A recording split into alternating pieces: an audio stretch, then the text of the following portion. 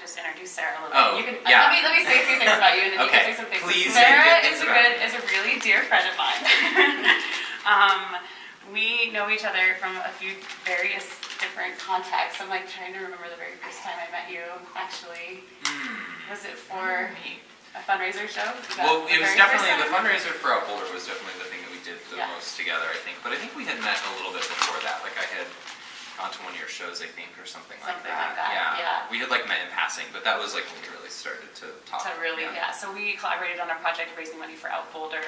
We put on a really large burlesque show at the Dairy Center and raised Which was a still good one of the most successful like one-time fundraisers. It was amazing. We should probably do something like that again. But also raise like $4,000. Really? It was a lot. 4 to 5. Yeah, we ended up we had to pay off some of the which was space. Yeah, so I think our total profit was like $3,000 or $3,500, but it was a lot, a lot more. Over the course of a few nights, it was 2 nights or 3 nights, or I think it was 2 nights, 5 shows. 2 nights, 5 shows. Or three nights. It was Friday, Saturday, Sunday. I think.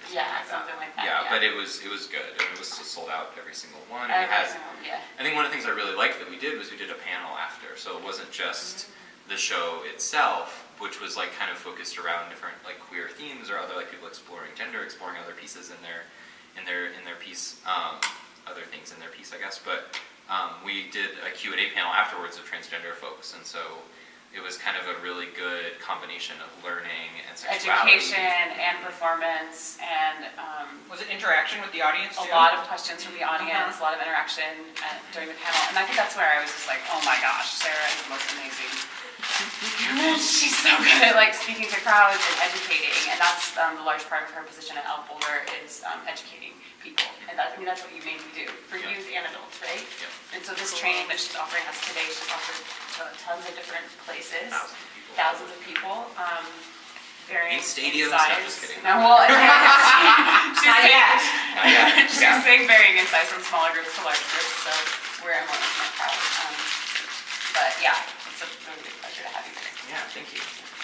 So my official title is Education and Services Manager at Out Boulder. Which of you folks heard of Out Boulder before?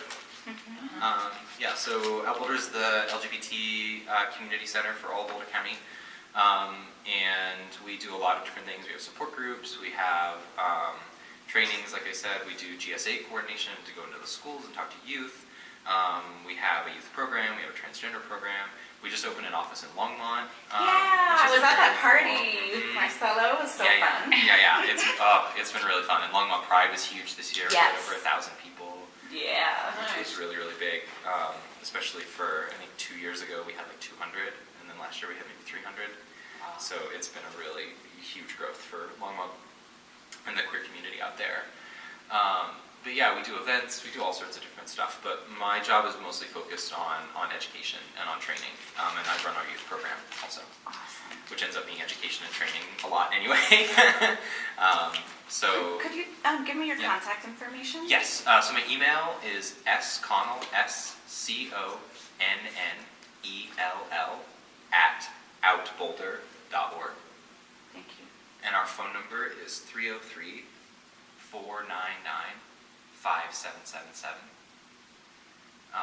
And then the address, in case anybody wants it, is 2132 14th Street. It's right next to Lucille's on Pearl Street. And if you're really good at taking notes, would you type them up for me afterwards? Yes, I will. Because then I can send them out to the group. Yeah. People really like that. And S comma? Oh, S Connell. C-O. Oh, S Connell. Okay. Thought you said comma for a moment. So SCONNELL. Yeah. Okay, great. Yep. Gotcha. Perfect. I have a long history of training. So when I was a student at CU Boulder, I also worked for the Wardenburg Health Center there, and did education on sexual health and alcohol and sleep and all sorts of public health issues.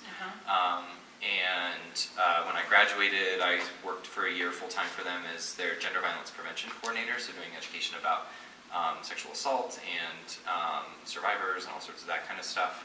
And then when I started working with Out Boulder, I really wanted to implement a training program. Like we had done sort of unofficial training sort of stuff, but it wasn't under a big umbrella, and there wasn't really a person assigned to do it. It was kind of just like as needed. We kind of came together to do trainings for things. So I wanted to formalize that process a little bit more, and so that is what led me to this training, which has been through a lot of different iterations. I think a lot of times LGBTQ trainings tend to be really anxiety producing for people. They're really focused a lot of times on language and on like memorizing a lot of things. And I don't find that to be the most helpful way to do this, especially since the internet exists. We can all look up lots of different words and they're going to change over time. And that stuff doesn't tend to be the most useful piece of time for me. What I really, not that language isn't important, and we'll certainly talk a lot about language and how to use respectful language, but I really like to talk more about the sort of root underlying causes of LGBTQ oppression, and then also the sort of different aspects of identity that we all share. So a lot of times we do this thing where we kind of quarantine off LGBT people and see them as sort of this special other and this unique subset of people. And in some ways we are, but in other ways we're just another expression on a group of spectrums that we all express ourselves on. You know, we all have a sexuality, we all have a gender expression, we all make conscious choices about how we're going to dress or how we're going to look or how we want to present ourselves. And LGBT people are no different, and trans people are no different around that, but we tend to think of it as kind of this special other subset. And so what I really want us to do is think about not only the ways that we can help support LGBT people in our lives today, but also how can we integrate this information into ourselves and use it to learn more about our own gender and our own expression and our own sexuality, and the ways that maybe we haven't questioned ourselves or the barriers that we see in our lives as well. So with that, there are a few things that I like to say before I get started. The first is this is a really interactive discussion, not a lecture, so please raise your hand, please stop me if anything comes up. If I say a word you haven't heard before, you want clarification on, raise your hand, or just jump in. If you have a question, raise your hand or jump in. If you want clarification or you want me to kind of talk about something that might be related to what I'm talking about, jump in with that. I'm really versatile around that kind of stuff, because ultimately this training isn't for me, it's for you, and it's to answer your questions, and it's to get you the correct information that you need to lead your classes the best that you can and to educate people the best that you can in your lives. And so, yeah, feel free to jump in with anything that you want. The other thing is that sometimes we don't know the right way to say things if we don't say it the wrong way first. And so a lot of times people get afraid of asking questions because they're like, I don't want to offend somebody, or I don't want to say something that's hurtful.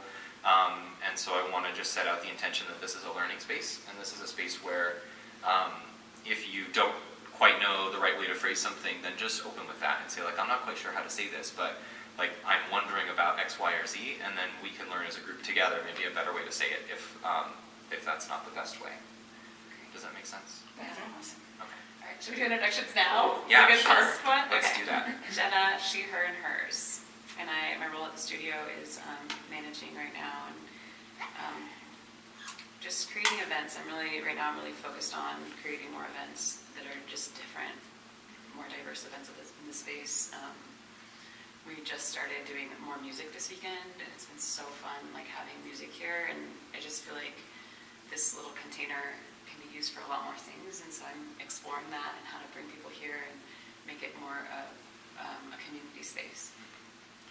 And that's one of the main interests. We're going to do a few training series for teachers and staff around different elements of diversity and inclusivity so that the space can be useful for a broader range of people. I think that one, just to like really preface, the space at Alchemy is generally used by like white privileged women that are middle-aged, and that's like our primary population.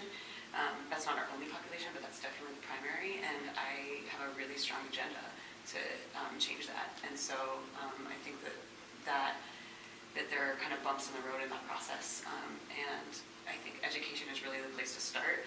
We don't have sexual harassment policies here yet. We don't have inclusivity policies. We don't have diversity policies, and so I was going to put those in a top-down way, but I talked to Bethany, who you know, and she's like, really it's important to start with education because the people who are in this room or that are going to be watching this later on film, they're really the leaders of the community, so it's ridiculous to put something in that none of us actually have education to actually enforce. If we see acts of violence or discrimination in the community, like actually how to address it immediately and have policy around it. And so that's really, I think, my agenda, to be really explicit about having people come and have education, and then actually, and you might be able to help me with this offline, Sarah, but to be able to create policies, or I'd love to see the Out Boulder, like what you have written, because I think we just haven't had that organizationally, and I think it'll really support us in moving forward.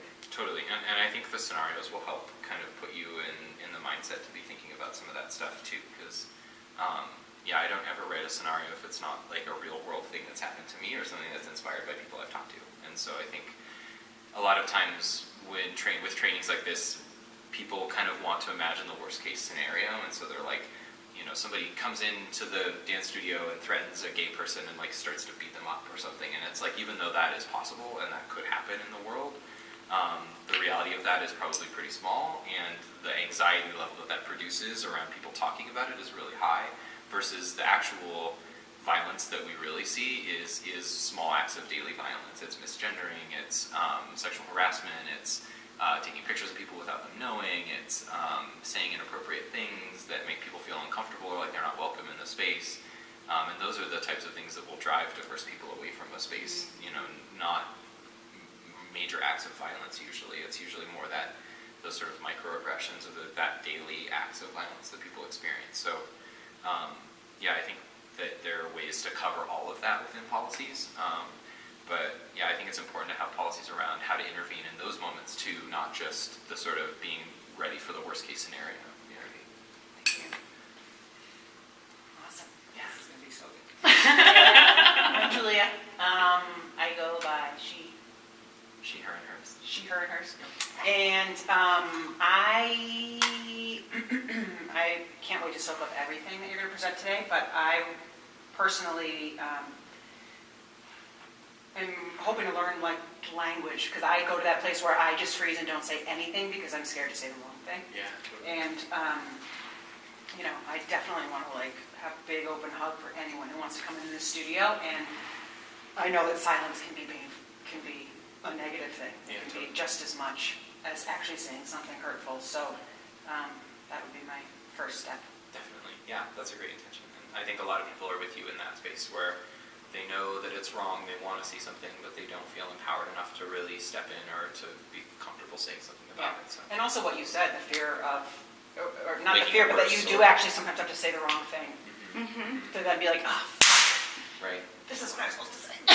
Right. But then once you do it, you're there, right? I've said a lot of dumb things in my life. Yeah. And learned a lot from them. So, yeah, totally.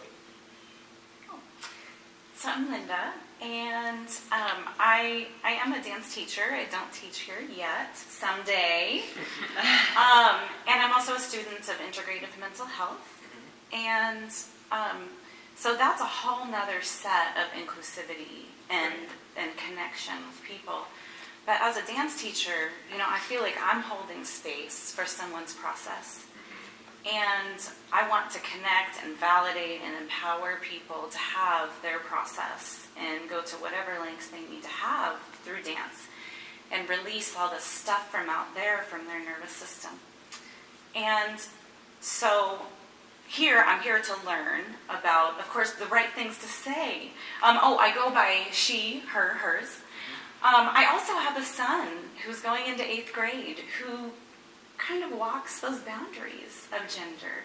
And I really encourage that. And he also has friends who are identifying early on with other genders. And so I want to know, because it's so confusing in middle school, how to best support the youth as well.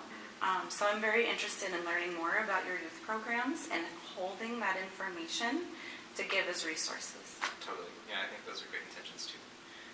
And yeah, I mean, I don't have to sell any of you in here on like the transformative power of like movement and other types of therapy, but I think that that's so true, where a lot of times when we think about therapy and change and growth, we think about sitting with a therapist in a room or, you know, going to school, or these like very formalized processes of change and self-identity, and for some people that's really important, but for other people it's not. And so in a lot of ways, trans people and queer people have been left out of those other modes of change, have been left out of dance and acting and music and all of these sort of performative ways that a lot of times require people to be white and cisgender and straight and attractive looking and all of these specific things that make it really hard to access those ways of healing. So I think it's really good that you're wanting to do more of that.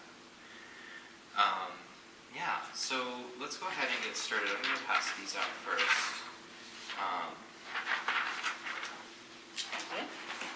Yes. So we'll start on the blue side.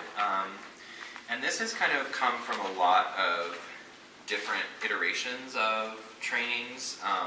Like I said, I've kind of gone through a lot of cycles of this, and this is kind of what I've landed on as what I think is the easiest and most accessible way to explain the sort of different pieces of identity that exist around gender and sexuality. And like I said, we all have these components of ourselves. We all have sexual attraction, we all have gender identity, we all have gender expression. And so even though our focus today is going to be on educating about LGBTQ people, the reality is that we can all learn from this about ourselves and our lives and kind of how things play out. So the 4 pieces of identity that we're going to be talking about are sex assigned at birth, gender identity, gender expression, and sexual orientation. So we'll start in the top left corner with sex assigned at birth. Some examples of sex assigned at birth would be male and female, which are probably the 2 that you're most familiar with. Intersex is also a sex that can be assigned at birth, or a sex that exists in the world. Have folks heard of intersex people before? No. No. So intersex folks are people who are born with physical traits of what we would call both traditional sexes. And so the way that is most culturally known is probably hermaphrodites, which is an outdated term, but would be people who have... For the same thing, no? For the same thing, yeah. It would be people who have... And it's kind of a specific subset of intersex, and hermaphrodite is people referring to people who have fully formed male and female genitalia at the same time. That's kind of the cultural touchstone for a lot of people around that. It's a little bit of an outdated term, but there are lots of different ways that can present as well. So it could be a clitoris that's a little bit too long, which is usually shaved down and corrected to look like most female anatomy, not in any meaningful way, not with any medical need, but Ouch. yeah, right. That's the first thing that comes to mind. Yeah, ouch is right, and a lot of times it can take away people's pleasure, and it can take away people's sensation, and it can actually cause medical problems by trying to fix something that's not a medical issue to begin with. It can also look like somebody who has mostly external male genitalia, but potentially the labia hasn't closed up completely, or there might be other pieces of that anatomy showing. The one thing that's really important to know about intersex bodies and about all of our bodies in general is that when humans are in the womb, our bodies all start as what we would call biologically female, with that anatomy forming, and then what happens is a few months into that process, testosterone, usually for folks who have a Y chromosome, is introduced into the womb, and the labia closes up, the ovaries descend and become the testes, the clitoris grows out and becomes the penis, and so that whole process happens for all of us. And I think that that's important to know because it shows that these all come from the same root and they all come from the same place. And there's also a lot more fluidity in our bodies than I think we give ourselves credit for in a lot of cases. Intersex can also reference people who have chromosomes that are different than XX and XY, which are the 2 that we're probably most familiar with. XX usually means female folks, and XY usually means male folks. Although obviously I have XY chromosomes and I'm a woman, so there's a little bit of variance there. But you can also, there are other chromosomal makeups that can be XXY, triple X, X0, so not having a second chromosome. And all of those present with different physical features. Some of them can present with other ability challenges as well around mental health status or learning or other things, but not always. And again, I think that that's important to know because it shows, I think, the ways that nature is a lot more complicated than oftentimes we want to give it credit for. And a lot of times we want to sort these bodies into 2 very specific and very distinct nodes that are really far away from each other, when the reality is that there's actually a lot of gray area between those. The intersex population is, it's hard to know because sometimes people can be intersex without knowing, either because it was corrected for them at birth without their consent, or because they might have internal pieces that they don't know about. So for example, sometimes folks they might have lived male their entire life, they have external male genitalia, they were assigned male at birth, and then they go to a doctor when they're 40 or 50 and they start having abdominal pain, they do a CAT scan and find out that they have ovaries, or other pieces of internal female anatomy that they haven't known about their entire life. And so it's hard to know what percentage of the population is intersex, but it's a large piece of us, and really there's a lot more fluidity between those bodies than we know about. Some other designations: MAAB usually stands for male assigned at birth, and FAAB stands for female assigned at birth. Sometimes you might also see that as AMAB for assigned male at birth, just swapping those two letters. Usually that's a way that trans folks will designate their birth assignment. So like I would be MAAB, male assigned at birth, trans woman. So that's kind of a way to designate that whole gender history in one identity. But so basically your sex assigned at birth is what the doctor said when they looked at your genitals and said that's a boy or that's a girl when you came out. Even though there are, like I said, folks who are intersex or might have traits of both of those, usually the doctor will make their best guess at that moment, or will do corrective surgery that's not medically necessary, but that will make those genitals look more normal. Usually that means female genitals, because it's a lot easier to create that anatomy than it is to create a penis that's functional. But like I said, sometimes there might be a fully functioned penis and then like a labia or something that they will sew up and get rid of. So one thing I want to start with is why do folks think sex assigned at birth might be better language than just saying like sex or biological sex? Like what's powerful about sex assigned at birth, or what's meaningful about that? It's hard to put into words, I feel it. Because it's not so static, it's changeable. It is someone else's opinion rather than the person themselves. Yeah. And it's one moment. Mm-hmm. Yeah. Right. Yeah, those are both the two most important pieces of it is that it's one moment, it's one assessment, and it's kind of a way to designate and show that is something that happened at a point in time. It's something that is necessary by the structures that we have and the ways that our world is so gendered. It's something that for right now is necessary to happen, but it doesn't necessarily, like you said, have to be something that's like that for somebody's entire life. And so just calling it sex or biological sex really can feel like this shackle and this weight that's around your ankle as a transgender person, or just as any person, to sort of, when we say it's a boy or it's a girl, we're not just saying that, we're projecting all of these things into the future about not only is it's a girl, but it's a straight girl who's going to get married and who's going to have a job doing like caring for people or doing something else like that. They're going to like pink and they're going to like dresses and they're going to really want princess stuff, and they're going to, it's like we make all of these projections based on one piece of bodily anatomy without ever knowing anything else about that person. And so when you say sex assigned at birth, what it really does is it takes the power out of the hands of a medical establishment and out of the hands of that sort of one-time assignment, and instead puts it back in the hands of the person and says like, hey, look, this was their best guess, but you know you better than they know you. And so your sex assigned at birth was X, Y, or Z, but that doesn't mean that you can't discover more about yourself later, or that you can't find better language to describe yourself or your sex or your gender later on in your life.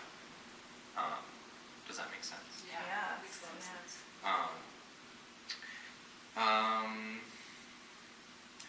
And yeah, there's sort of this way that assumption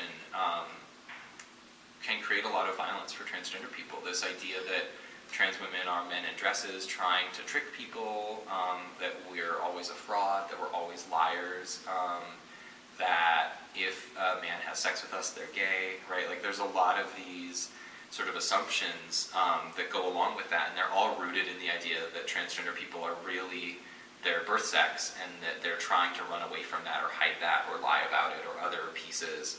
And that somebody knows better than them. Mm-hmm. Yeah, and that somebody always knows better than they do, right? And that assumption is used to justify violence. When you it is still legal in 49 states. California is the only state that's outlawed this, but to use what's called the trans panic defense in a legal case, which means that if somebody murders a transgender person after discovering that they were transgender when they didn't know before, it is an admissible legal defense to say that you were driven temporarily insane by the surprise of finding out that somebody is transgender. And it's a defense that's still used, and that is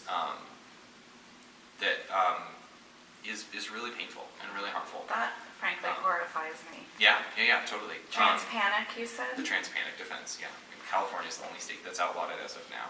It's crazy. There's been a lot of work around getting rid of the gay panic defense, which is a similar thing of like if a gay person hits on you or does something, there has been legal defenses based on that. The Matthew Shepard case was a really big moment where that defense didn't work. And similarly around trans people, Angie Zapata, who was a trans woman murdered in Greeley in 2004, I want to say maybe 2005, I'm not sure. Early 2000s was also a time where they attempted to use the trans panic defense and it didn't work.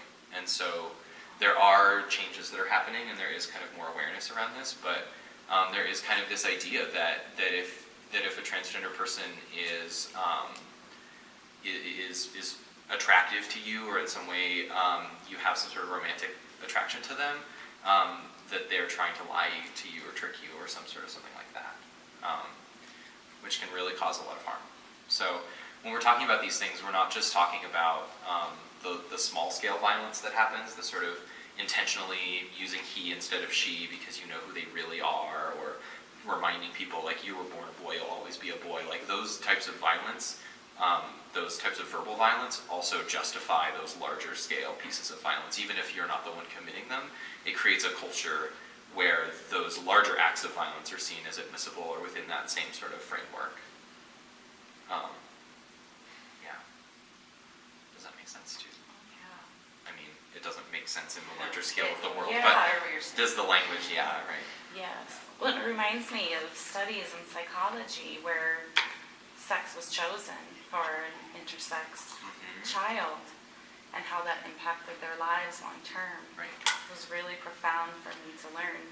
Yeah, there was a really critical case, I can't remember what it was called, but it was somebody who was forced to live as a girl and felt male and actually ended up committing suicide. Yes, I think that's, and it was like in the 50s or 60s? Yeah, and I think it was sort of an unofficial experiment because it was like they had a twin that they didn't do the correction on and the one or something, but there's a lot of ways that, there's been a lot of good research And their about quality of life was next really bad. to nothing. And because of a surgery that wasn't medically necessary, that wasn't, and there's been a really big push from the intersex movement and from allies of intersex people to stop doctors from doing those surgeries unless they're life-threatening. If there's a fistula or there's some sort of not something that hasn't formed right or that's going to be causing problems, of course that needs to be fixed. But most of the time it's not medically necessary, and the body will just develop the way that it develops, and that person can then decide later on if they want corrective surgery or if they want to, use a packer if they don't have a penis, or they want to, do whatever else they want to do. But a lot of times we create medical problems just to fit people into these two boxes that we think of as the only things that The exist. effects can be so monumental. There's clients that I see, and it is literally the loss of all pleasure. Yeah. I have a client who had that surgery because their parents were like, you have to do this at 18, and lost all pleasure. So the impact that's had on personal relationships, on so many different things, I just feel like it's for something that wasn't medically necessary, will impact her for the rest of her entire life. It's really, it's frustrating and challenging on so many levels. Yeah, and really just to fit people into the social boxes that we have. There's really no other reason that the surgeries happen.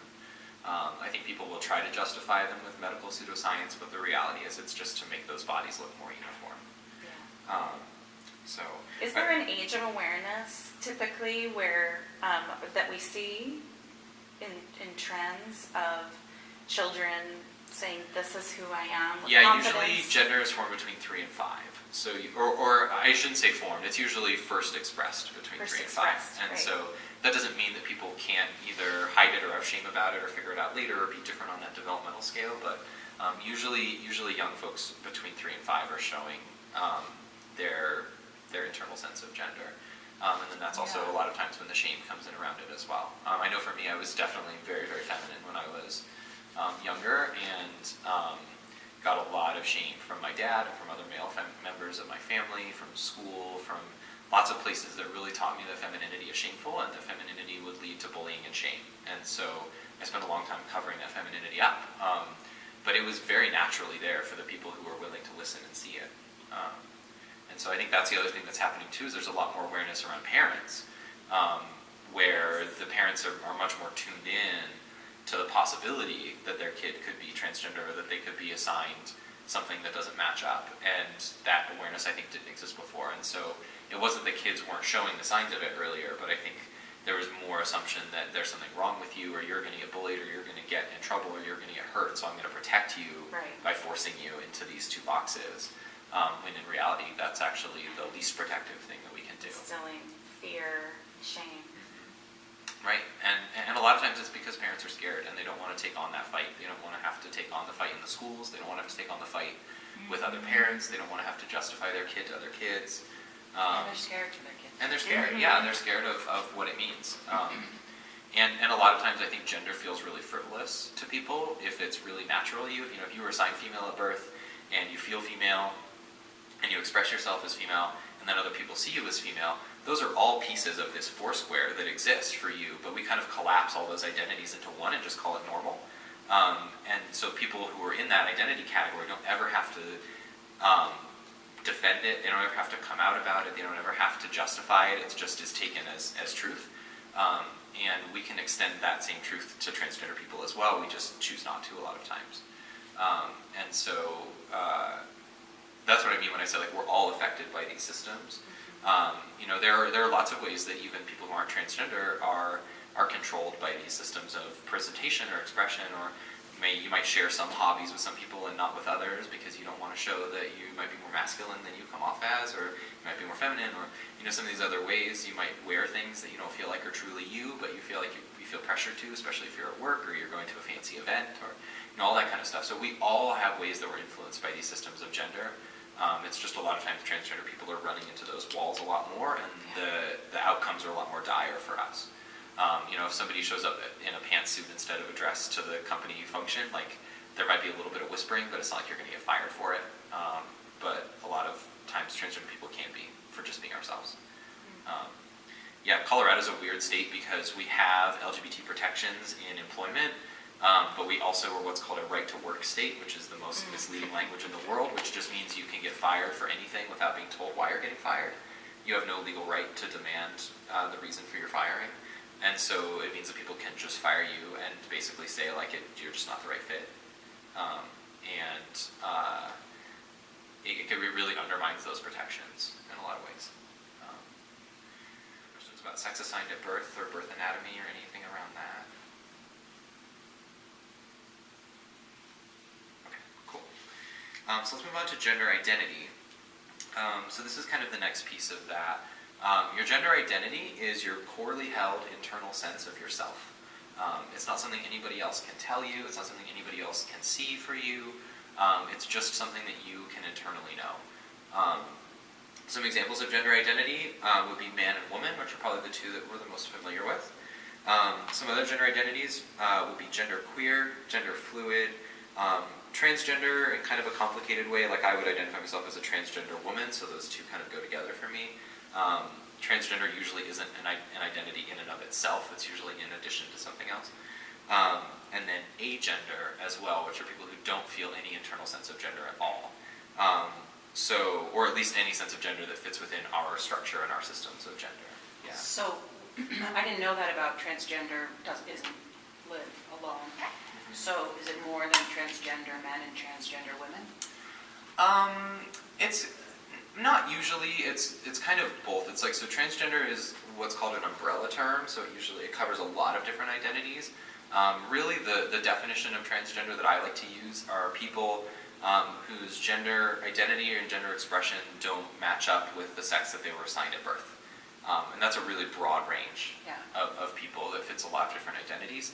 But then under that umbrella, you kind of have these specific identities of transgender man and transgender woman, or transgender person in general, which are people who were assigned male at birth and have sort of jumped that canyon over to the other identity. We call that binary trans people, so binary meaning two, bi. So you have man and woman, and you have people who kind of jump from one to the other, and that's what we see as binary trans people.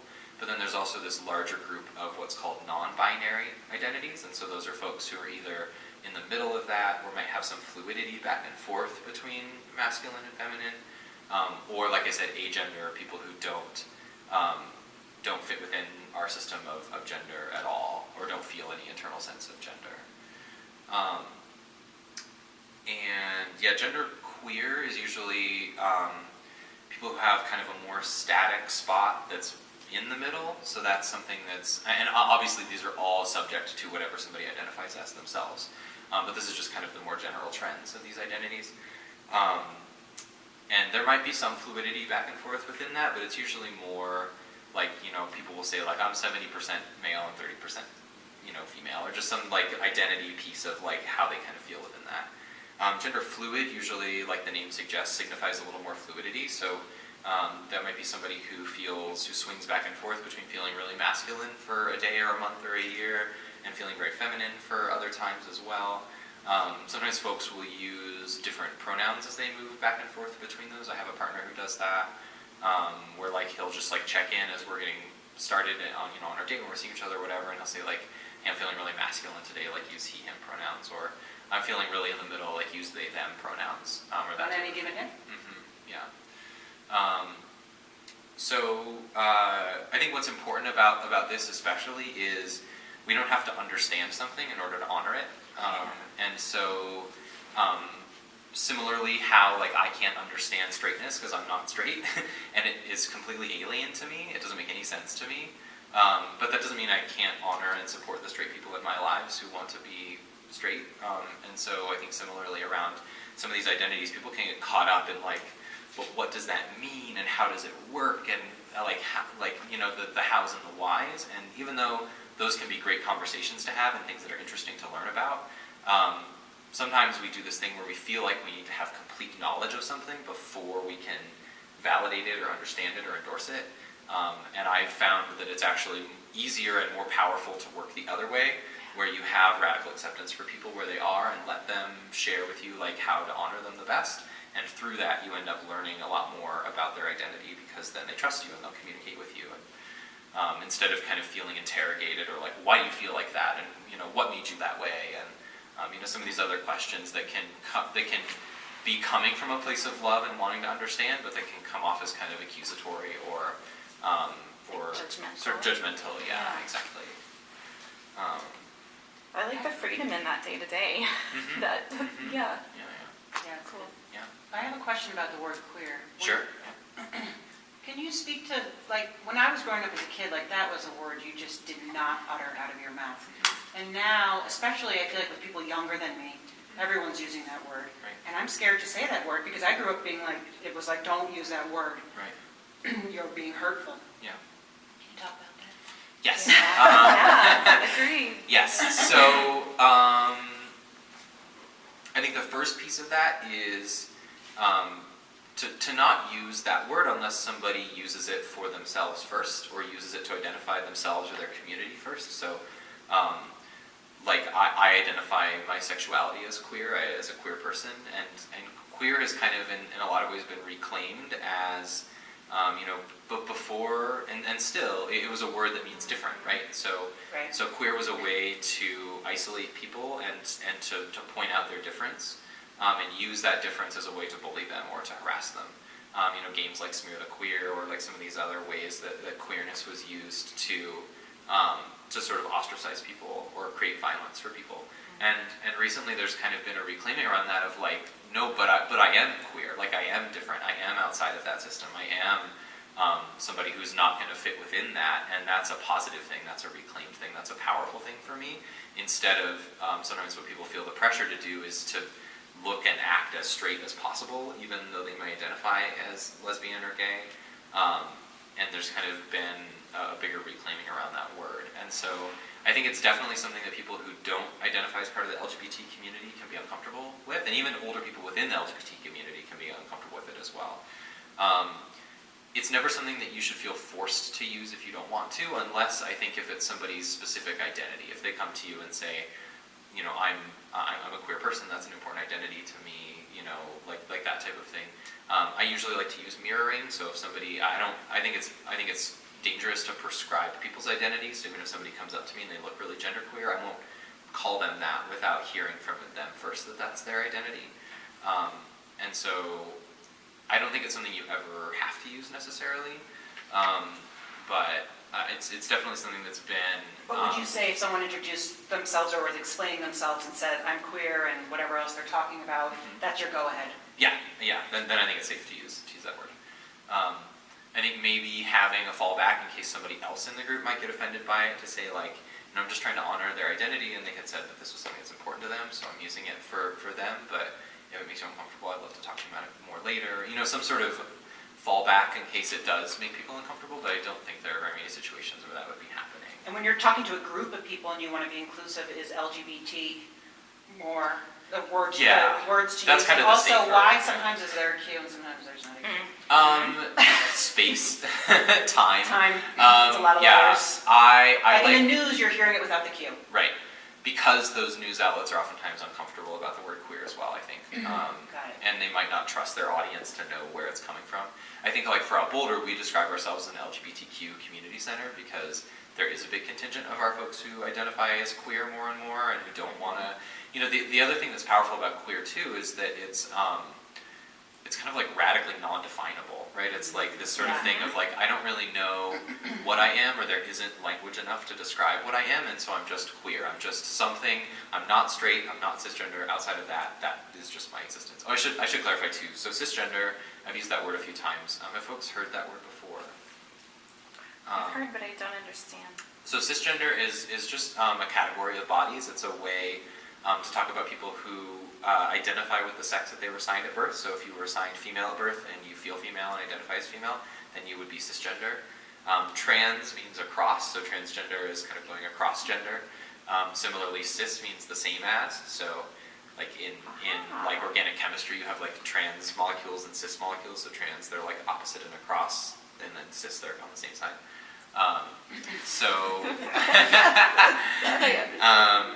So yeah, I'm always glad when they're like organic chemistry nerds understand what I'm talking about. I'm trying. Because that's always my touchstone for like cis and trans. But yeah, and I guess similarly around sex assigned at birth, like what do people think would be some meaningful reasons to have an identity like cisgender, or to have a category to describe that? Well, the category just assumes it's not like, you're not going to lump everyone into one thing. Like, I think offering categories offers one way of saying this is one group of people that identifies this way, and there's so many other ways of identifying. Yeah. Yeah, exactly. I think another thing that's really powerful about cisgender is a lot of times when we construct this sort of language around this, we say things like transgender people and normal people, right? And when you say that, there's a really big power difference there, where transgender people are always defined as in difference to or in defiance of some sort of norm, versus if you have two categories of transgender and cisgender, then those can be equal in power. And you can say, like, these are just two different ways that bodies sort out.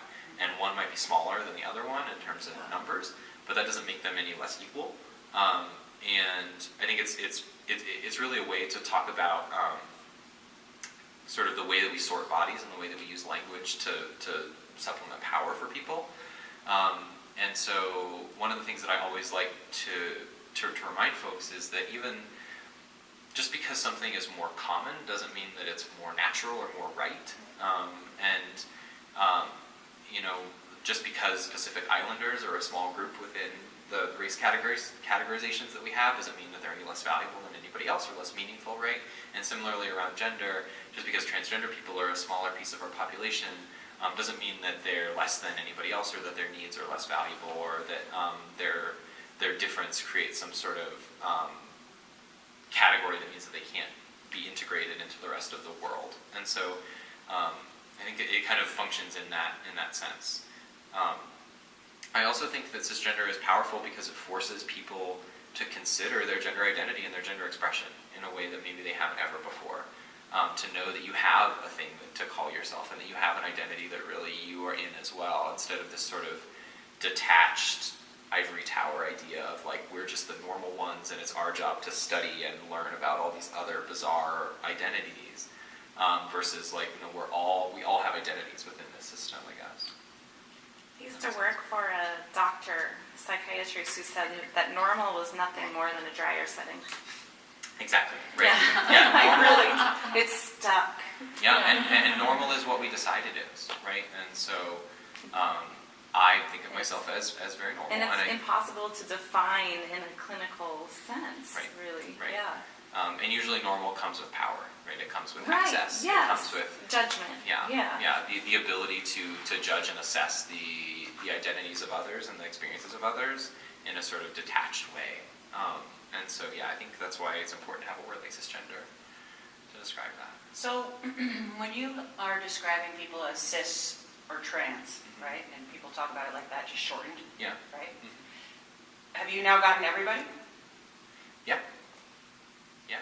So that trans piece is not you haven't necessarily gone from male to female. It's that whole thing in between when you say Yeah, it. and that whole umbrella of different Okay. identities and people that are exploring and people that are questioning and people that are, the kind of those two pieces are really the two larger umbrella terms that sort out everything else under it. Yeah. Thanks. Yeah, totally. You spoke to mirroring. Could you speak a little bit more about that? Like what that would look like? Gosh. So is it listening? Is it asking questions? I think self-education has to come first. Like that drive to put yourself. We live in a media climate and in a world that is so invested in continuing to push us white, straight, cisgender stories that are about like love between a man and a woman, and that are about very well-defined gender roles, and that are about really well-defined identities that are really common. And common is also a complicated thing because like transgender folks are, depending on what numbers you take, and it's really, really hard to study how many people are transgender because it's just very complicated and we don't really have a good structure to do it. But between 2 and 5% of the population is transgender. That's a bigger portion of the population than redheads. It's a bigger portion of the population than people who make over $1 million a year. It's a bigger percentage of the population than a lot of other identity categories that we tend to think of as very normal and of as very worthy of rights, worthy of political space, worthy of these other things. And so I think it's important to put transgender in that context of, even though we don't often see it because it's not very visible, the population of trans folks is very large.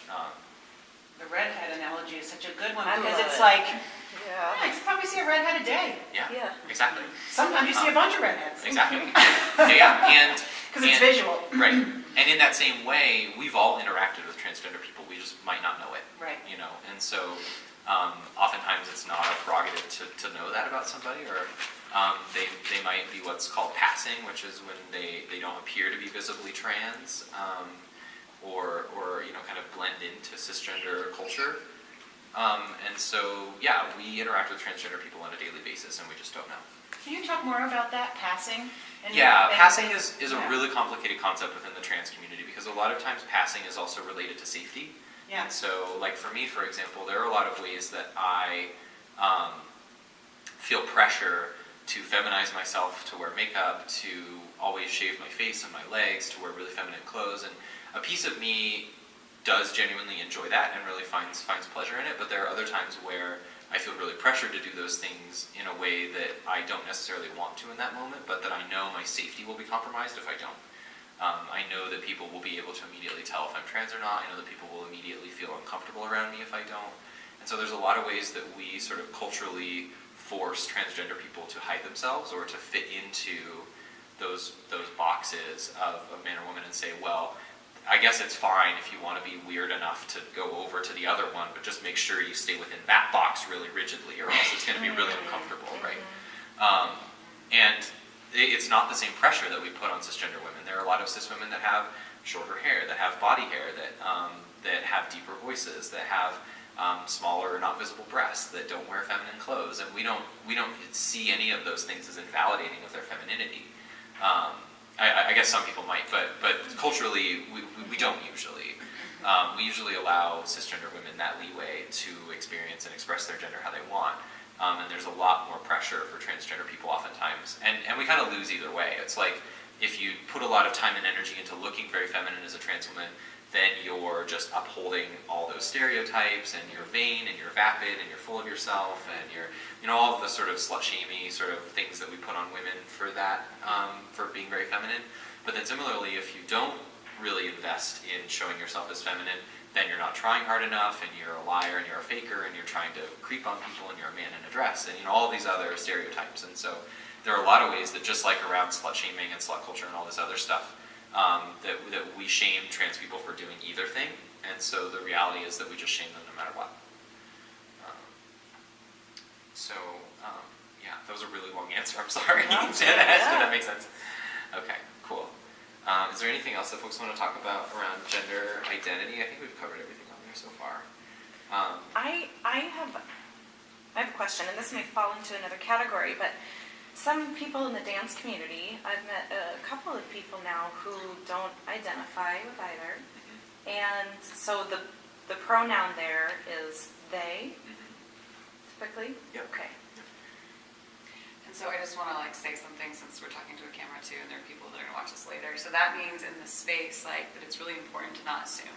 And I think that that can be very confusing. And at some point, Bethany was like, you weren't very clear what you meant when you just sent out that. I sent out a mass email to just the front desk staff, never assume gender. That's all I said. And she was like, I was like, just never assume gender. And they were like, because I don't think a lot of them have the same education, or I just think I was assuming that they knew what I meant. It's So could you say a little bit? Kids, it's like you tell them what not to do, but then they're like, well, what do I do? You're like, what do you mean never assume gender? I'm sure I could have been far more articulate, so maybe you can offer some of that too.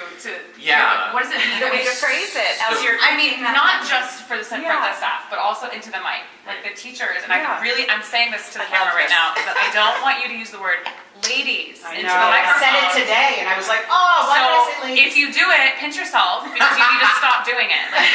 So that's one example. Yeah, so there are a lot of ways that we sort of gender activities or we gender groups without really even consciously thinking about it, and especially in jobs where you're working service, right, or where you're sort of doing customer service work, or you're doing work that's in service of customers or clients or students. We feel this sort of unconscious pressure to say things like ma'am or sir, to say things like ladies, to introduce the class, or some of these other things that I think originally probably started as a way to be validating, to say hey, girls don't get a space like this, and so we're here and this is valuable. But really I think we've progressed beyond that in a lot of senses, where that sort of unintentional gendering can be something that really does push people out of a space and makes people uncomfortable. And so the reality is that, as we're going to talk about, gender identity and gender expression are two very different things. And so you can't ever assume what somebody's gender identity is based on the way that they express themselves, because there are a lot of reasons that somebody who is a transgender man might have a really feminine expression, either because that's just how they are, or because that's how they feel the safest right then, or because they haven't explored how they want to express differently, or there are a million reasons that could happen. Similarly, people who are genderqueer, gender fluid, agender, people who aren't, or sort of those non-binary gender identities, might have a very feminine expression or a very masculine expression, but might, within the context of their identity and the way that they express, not see it as the same way that other folks would. And so really the safest thing to do is just to stay away from gendered language. I like to use friends or folks or in here is the dancers works yeah, great. dancers. Dancers, Yeah, let's do this. You got it. Looking That's a great. great one. And That's a good folks, one. in the restaurant, I always use folks. Folks, yeah. Friends is kind of That my doesn't thing work for in here, I don't think. Come on, folks, let's do yeah, this. no, Someone it's not does It's the more same. like we're sitting around in a circle. Come on, y'all. Yeah, Y'all. y'all is a good one. Yeah. What are other good ones? Gang. Yeah. Crew. Experiment with it. Find language that works for you. And it doesn't mean that you're going to get it right all the time, right? There are times when we're going to slip, or we're going to fall into, like you said it, but not only did you say it, you said it, and then you had a moment of maybe not. Right. And so, would it be okay to then correct yourself in the middle? Yeah. Wouldn't that be That's great true. to say, Most I just respectful thing, completely right? said Yeah. ladies, and there might not be, I think that's education Yes. for a community. Yes. Yes. Yeah. Because I think a lot of people who come here don't have this education either. Yeah, I think that type of visibility is really radically transformative of the accountability of saying, oops, you know what? I didn't mean to assume that everyone here is a lady. Like, come on, friends, we can do this. You know? Yeah, that's awesome. Right. Yeah, because then you're like modeling also. You're modeling inclusivity, but you're also modeling making mistakes and it being okay, and also it's okay to be vulnerable. holding space. Yeah, for that. I really like that.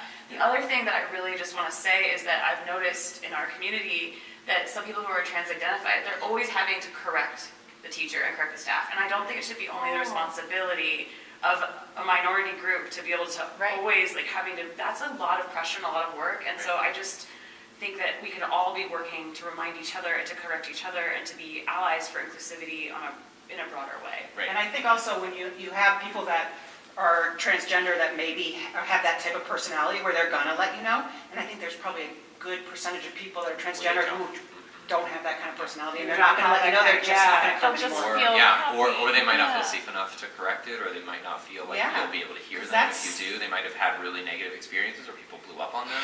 Yeah. You know, like trans people come in with all of these lived experiences where, and we'll talk about this in the scenarios a little bit, but all of these lived experiences where people have done really shitty things to us, and so. Even though you might not think in that moment that what you said or what you did was really that big of a deal, where you're like, oh, whatever, someone called me a guy once on accident or said he or something, like, whatever, like, you can get over it, right? It's like, it's not that, it's that plus the thousands of other times that it's happened to you, and the way that it continually reminds you that you don't fit into the system, and there's no space for you, and people don't know about you, and people don't care about you, and people don't respect you, and, you know, it brings up all of these other moments that have happened in your life. Exactly. So Jenna, I'd like to touch base on what those corrections are so that we can put them in writing and kind of cover them all. And then as far as the gender box that we have.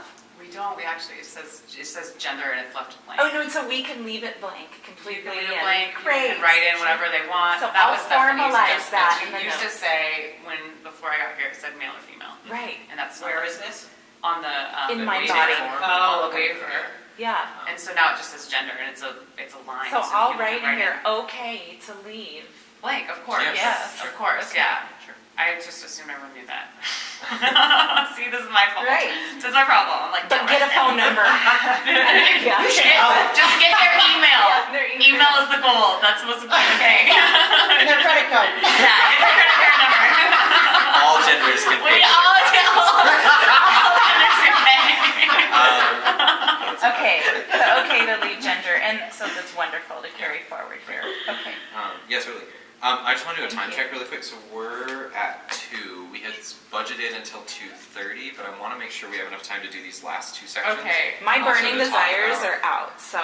Okay, the last thing I Now want to add to listen. your sheet though is that I Yes. just want to say more explicitly that if teachers make a mistake and they use this language that they use all the time, that I'm really advising that they correct Just themselves. own it and correct themselves. And own it in the moment without it being. Own it in your heart, correct. Because really, yeah. really, I think what it comes down to, and this is how I really talk about all sort of minority experiences or other things that might. A lot of times people are worried about doing that stuff because they don't want to make people uncomfortable, or they don't want to push people out of the space, or they don't want to challenge somebody in a way that they might not be ready to be challenged. But the reality is, like, the type of person who is inconvenienced by like having to think about what to write in a gender write-in instead of just pick male or female, the impact on them is very, very small and will not affect their daily life beyond that point. But the person who needs to see that or really values seeing that is going to feel so connected to you as a space and is going to feel really, really safe by just that small little change. And I've had a lot of people come in and be like, oh my gosh, look, they don't have, this is so awesome. They have like an open, and I'm like, wow, that's like such an impact to people. It really, really is. And similarly with the correcting, somebody who might be like, why are they doing that? Like, who cares? Yeah. Right? Like that instant of discomfort for them was probably going to pass really quickly and is not really going to affect their daily life. But for the people who need to hear that, it's going to create so much kinship with you as a teacher, and create really a safe feeling inside of the space. And their therapeutic process here. Yes. Yeah, precisely. Okay, so let's move on to gender expression. And so when we're talking about gender expression, we're talking about the ways that you choose to communicate or not communicate your internal sense of gender to the rest of the world. And so some examples of gender expression might be feminine and masculine. Those are probably the two that we're the most familiar with. And those kind of exist on a spectrum as well, right? You have like very, very like high feminine, like really very femme sort of folks, and then you have sort of more masculine in the middle, femininity, right, and kind of everything in between. And same with masculinity, you have very sort of, although there's a little less social leeway, I think, for feminine men than there is for masculine women, certainly, but that's changing slowly. Butch and femme are also gender expressions. Those have kind of historically come out of the lesbian community, but are now kind of just general terms that people use to describe masculinity and femininity as well. And are those terms open to anyone to use, would you say, at this point in time? I think it's definitely something that stayed a little more within the queer and trans community. I think feminine or masculine are the two that are more appropriate for people who aren't trans or queer to use. But it's not like they're bad words or negative words that you have to avoid, I don't think. Queer, like I said, as gender expression as well. So some people might be like, I don't know what my gender expression is, it's just queer, it's just whatever I'm feeling in that moment, whatever clothes or accessories or things are going to help me feel the safest and the best that day. Fluid, again, so people might have a fluid gender expression, either mixing different aspects of masculine and feminine within their expression that one day, or moving back and forth between expressing very masculine and very feminine across different days or months or years. And then non-gendered as well, which is really difficult in a culture that is so explicitly gendered, right? Where every choice that we make has some sort of gendered aspect associated with it. If you are agender, if you are somebody who doesn't feel any sort of internal sense of gender, finding a way to express that non-genderedness can be really difficult. And so that's one of the reasons that I think it's really important to not assume somebody's gender just based on the way that they look, because what their gender and what their sort of clothes or makeup or experience or whatever presentation things they have going on, whatever they mean to them might be different than how you interpret them as you're seeing them.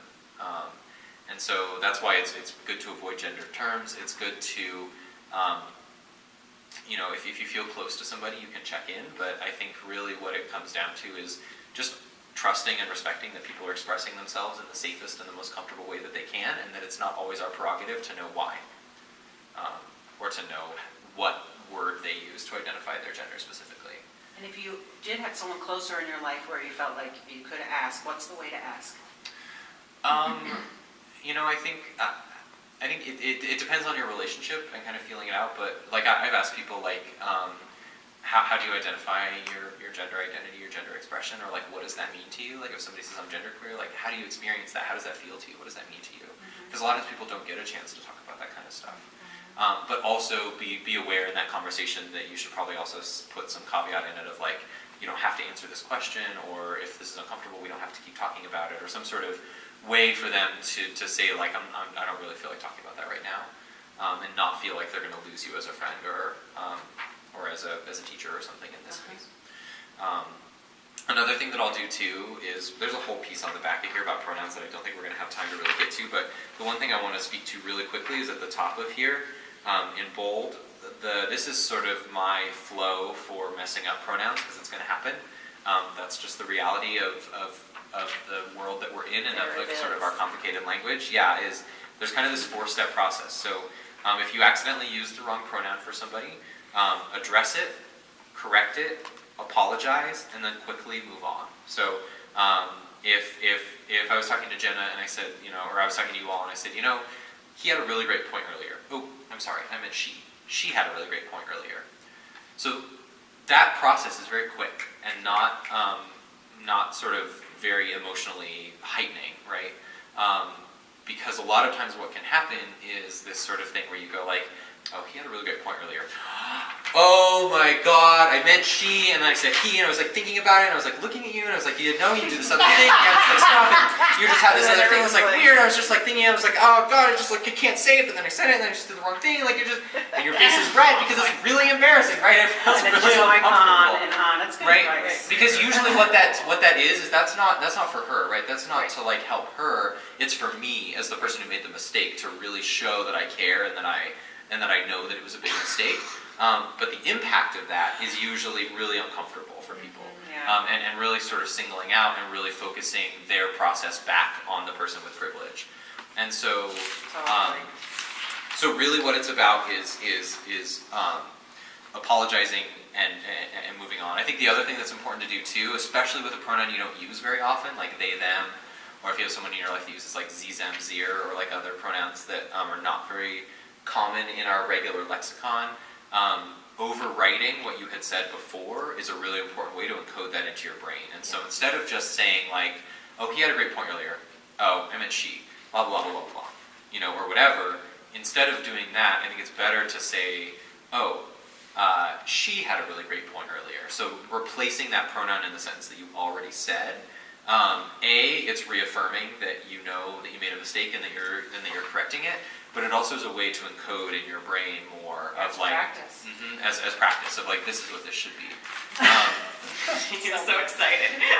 So good. Another thing that I've started doing is if somebody hasn't told me their pronoun yet, or if I'm talking about somebody that I, like say I met at a party, or that I met in a place where like I didn't really catch their pronoun really quickly, or there was no reason for me to use their pronoun in that moment, I will use they until I know better. It kind of has two things. First, it helps me use they more in my daily life, and so when I do have somebody who uses they them pronouns, I feel much more comfortable saying it because I'm already using it a lot in other ways. And then the other thing too is that it can really call to attention if somebody's like, why are you saying they? It's like, well, they haven't told me if they use he or she yet. You know, and so like it can be, like you said, a sort of educational moment, like in the class piece as well. So like for like the way that might come up here is like if you had somebody who was a new student, they came to a class for the first time, and then you're telling one of the other teachers about like, oh, I had this great person come in, they had this really great point about maybe we should change whatever in the space, or maybe, like whatever thing that they talk, or they were wondering about more classes, like can you give me some information to email to them, or whatever, right? Where that person isn't in the space and they're not really going to be impacted by it necessarily, but it's just a good experience to kind of remind yourself, like you don't know what somebody might use or how they might identify until you ask them.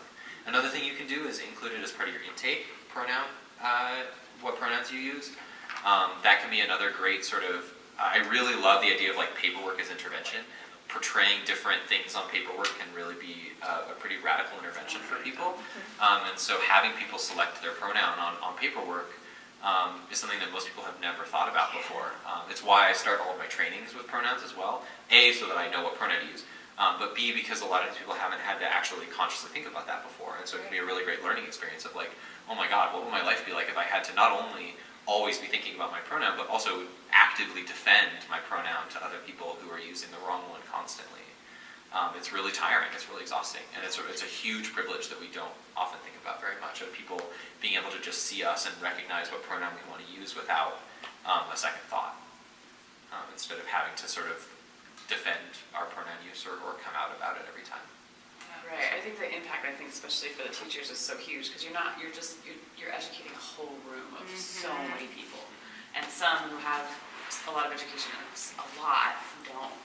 So it's I think it has a bigger ripple effect than people necessarily realize. And just like with everything else, it's good to have a little fallback for if you do get resistance on it, or you get somebody like getting shitty about it or whatever. My fallback is always safety, and so I always want to say like, I'm just trying to make sure that this is the safest space it can possibly be, and that we're respecting everybody, and I just don't want to make assumptions. And so, I apologize if that was something that was uncomfortable for you, or that was something you hadn't ever heard before, but I think it's important to defend the safety of people in the space who might not get that treatment anywhere else, right, or something like that. It's really hard to argue with something like that, which is a good, right, like basic safety is something that's really hard to argue with. Same thing around bathrooms or around anything else is like, well, I want people when they're coming in here to feel, and it doesn't matter because you have single stall bathrooms, but I want people to feel the safest that they possibly can, and so I want people to use the bathroom that makes them feel the safest, and then that's it, end of discussion. Because there isn't a good way to combat or to come back against that without sounding like a total asshole. Right? Of like, well, I don't care about safety. It makes me uncomfortable. And it's like, well, your comfort is not more important than their safety. And so that's just where we are as an organization, or as a individual, or as whatever you are representing in that moment. On bathrooms, is there a symbol I could put? I mean, Bethany has something about a triangle, or there's something I could put on the bathroom that would just like. You know what I like? I just like a toilet, and then all gender restroom. All gender restroom. Yeah. Okay. Because everyone's going in there to do the same fucking thing. Right. And I hate it that like we have to make all these complicated signs with 10 different but I love that there's nothing, but I kind of like it more that I'm actually just stating something. Yeah. Because I think it's And also, I like the language of all gender, not like gender neutral or something, because all gender is a lot more honoring of the fact that there are a lot of genders, and all of them are welcome in this bathroom. So, Great. yeah, and you can get those signs pretty cheaply. You can get them on Amazon for like $15 or $20. The all gender restroom signs. Stud them out. Yeah. Yeah. Yeah, rhinestone it, whatever you want to do. Start that. Yeah. So let's Maybe hop, pink's not a good idea. let's hop back to the identity piece as well. So when we're talking about gender expression, we're talking about how you communicate your sense of gender, but also sometimes how you don't communicate your sense of gender. For example, and a lot of times that's tied to safety. So like for me, when I was working at CU, I felt like my local office, I was going through sort of my gender experience in like my senior year into my first year working there full time, was really when I started to explore my gender and really when I started to figure out that I wasn't a cisgender man.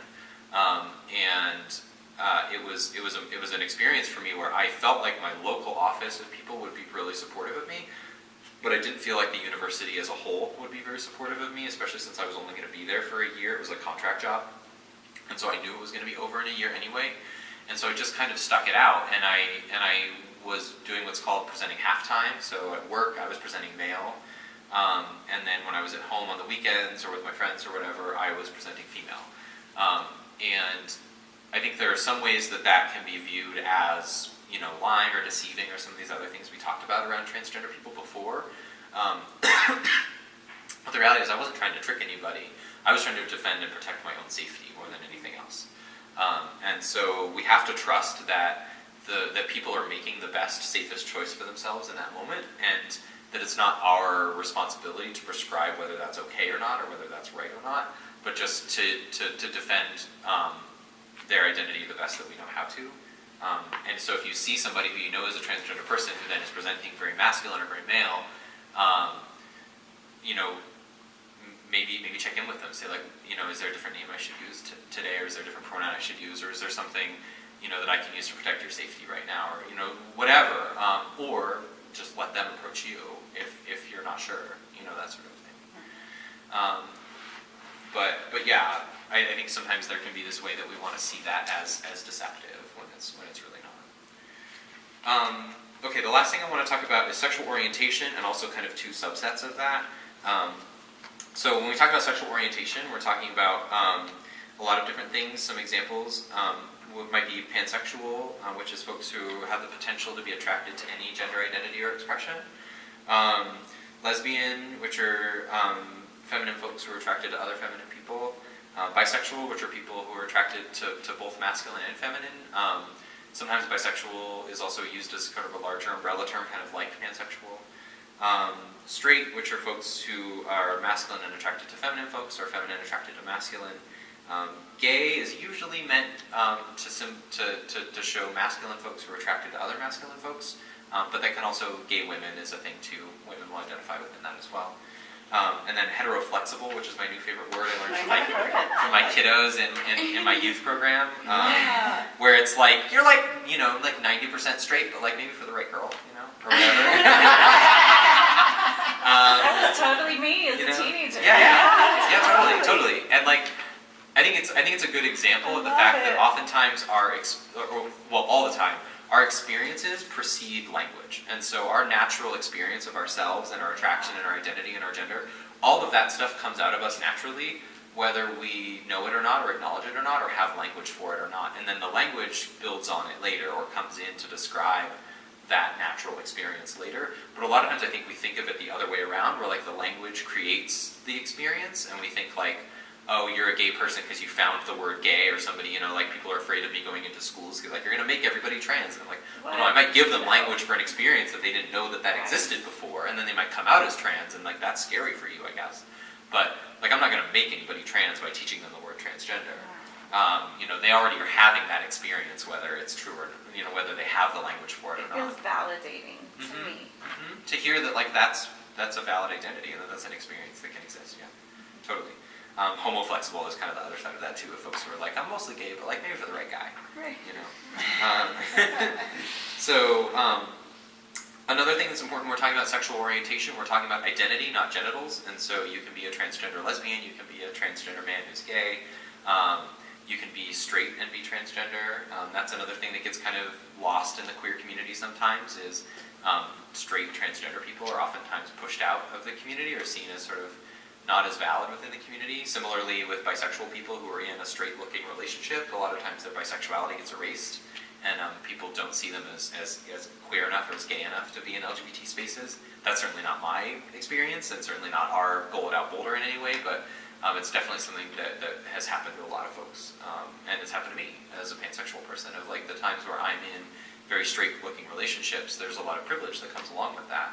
There's also sometimes a lot of ostracization from queer identities or queer events where people feel like you're encroaching on that territory, or like you don't deserve to be there in some ways. So I think that can be really difficult to navigate. Another thing that's important to talk about here is asexuality. Have people heard of that before? So asexual folks are people who don't feel sexual attraction. It's kind of another umbrella identity over a lot of different things. People can be gray sexual, which means like they only feel sexually attracted to people that they have a really close emotional relationship with. It can be complete asexuality, which means they don't have any need for sexual pleasure or they don't feel any sexual attraction. It can be lots of other things within that. And then the other side of that as well, that's kind of under that umbrella, is aromantic people as well. So that's kind of the opposite side of that, of people who only feel sexual attraction but don't really feel romantic attraction. And so a lot of times both of those identities have been really pathologized and medicalized historically, where we would say like, oh, you don't feel sexual attraction? Well, there's something wrong with you. Go to therapy, take this blue pill, do this other thing, force yourself to have sex even if you don't want to. And there's kind of been a reclaiming of that, of saying like, no, I feel fulfilled without having sexual pleasure in my life, and that's, fine. Or maybe their boundaries stop at cuddling, or maybe their boundaries stop at kissing, or maybe their boundaries stop at oral sex, but they don't want to have penetrative sex. So lots of different sort of barriers within that for people who identify as asexual. Similarly, aromantic has been pathologized as well. You're a sex addict, or there's something wrong with you, or you're just a slut, or you're just whatever. When in reality, it's just that they don't feel or need that romantic attraction to people. They just want to have sexual attraction. And so similarly, there's been kind of a reclaiming of that, of like, no, this is just my natural state of being. So does that make sense around asexuality? Anyone have questions about any of those identities? Okay, cool. The last thing I want to talk about around sexual orientation is relationship style. So there are kind of two main relationship styles, which are monogamous and polyamorous, or sort of monogamous and non-monogamous, I guess. And non-monogamous tends to be another sort of umbrella term for lots and lots and lots of different ways that people have relationships. One thing that I think is really important to talk about around non-monogamous identities is that it's not cheating, it's not lying, it's not going behind your partner's back. Sometimes people who are in monogamous relationships, I think, will experience their sort of polyamorous needs or desires through cheating or lying or other pieces. But polyamory and non-monogamy are consensually agreed upon, sort of having multiple partners in your life who know about each other, and where it's a consensual agreement that that's what your relationship style is going to be. There are lots of ways that can look. It can be triads of people, or quads, or bigger groups of people who are in a closed relationship with each other, so they're not seeking a relationship outside of that, but they are in a relationship with more than one person that's closed. It can be people who are sort of, free agent, so to speak, like people who just kind of date as they date, and who might be part of groups or not part of groups, and move through different relationships. It might be people who are co-parenting, so people who might be like asexual and have kids together, but then explore sexual relationships outside of that relationship. But there's lots and lots and lots of different ways that can look. But again, I think it's really important to be aware that these are all consensually created and communicated upon dynamics. It's not something that just magically springs up out of nowhere. Does that make sense as well? Yeah. Okay. So you have this available as a PDF? I do, yeah, I can Okay, send it to you. great. Yeah, I'll send it to you so that folks can have it. I'll also leave some paper versions here if people want one as well. Wonderful. Okay, so we have some scenarios. Do you mind if we go so we have 4 minutes. I'm fine with us going over as long as you're Yeah. okay with it. That's fine by me. Yeah, Someone's I might have to meeting me slip here out for my kids at a 15. certain Okay. point. Okay, So That's if I fine. slip out, I'll just slip out. that's totally fine. Okay. This has been awesome. Thank you. Yeah. Yes. Thank you so much. And thank Sarah. you so much for being so present. We have Really this space being so till meeting. 3:10. Okay, cool. I don't think we'll go all the way until there, but Okay. I think these are helpful for us to talk about. So usually we'll break into groups of 3 or 4. Obviously, we're already a group of 4, so we won't break into that. So we'll just kind of go through them and talk about each scenario on its own. But as we're discussing them, I want you to consider 3 questions that we're going to talk about. The first is, what are some additional barriers that people in this scenario might face due to their identities? Brainstorm as many ways as you can to do something helpful in this situation. Which ones seem reasonable, which ones don't, which solutions might you want to do, but maybe you don't feel like you have the skills to do or you couldn't do in that moment, even if you know it might be something you would want to do. And this can be really varied, so I want people to think outside the box here, not just like what would you say in that moment, although those are important things to talk about, but also would you approach somebody later on? Would you change your policies to make sure it didn't happen in the future? Would you pull the person aside after the class and talk to them? Would you call them later? Would you email somebody? Like different ways. There are lots of different ways to come at these. And there's, I was an English major, so there's no right answer. It's my favorite answer. This is just to prompt discussion and to get us thinking. So I'm not looking for a right answer. I'm not looking for the right way to do it. I'm looking for what your thoughts are on how you would do it. And then the third is, what preventative measures could have avoided this situation? Could you have pronouns on your intake form and that might have avoided it? Could you have other policies or other things that might make it so that it's less likely that there will be a confrontation over bathrooms, or there will be some of these other things that come up? So thinking about what structural ways can we maybe avoid some of these problems to begin with. Does somebody want to read the first one there? You answer the phone and talk to someone who wants to join a new class at Alchemy. This person sounds confident and uses a low voice. The client tells you to use she pronouns and that she goes by Anna. There aren't any problems during a conversation, but after you get her information about the class and get her committed to attending, you accidentally say, "Have a good day, sir." Anna immediately tells you to cancel her payment and that she won't be coming in. You try to apologize, but she's already hung up. Yeah, that's a rough one. Yeah, and this is one that I've talked about at mental health places where people are scheduling or other things as well. The phone thing can be really, really complicated for transgender people. I know for me, being on the phone really, really raises a lot of anxiety for me around that stuff. So what do you think you would do in that situation? What are some thoughts that people have? Try caller ID and call them back. Mhm. Apologize. So what would you say? And in not the try to get them to conversation? come to class. Mhm. Just say, I fucked up. Mhm. Right. Yeah. How would that sound? Like, what do you think you would say when you called them back? Hi, this is Julia. You just hung up. Would you give me a second? Yeah. Because they might hang up on Try you. and get your toe in the door a little bit. Yeah, And then just say, I know you introduced yourself as she. I'm so sorry I made that mistake. I'll make a point to not make that mistake with other people in the future. Yeah, I think that's the part too, to know that I realize that this is something I did wrong. I realize that there's a lesson to be learned here, and I'm going to take that lesson forward. Yes.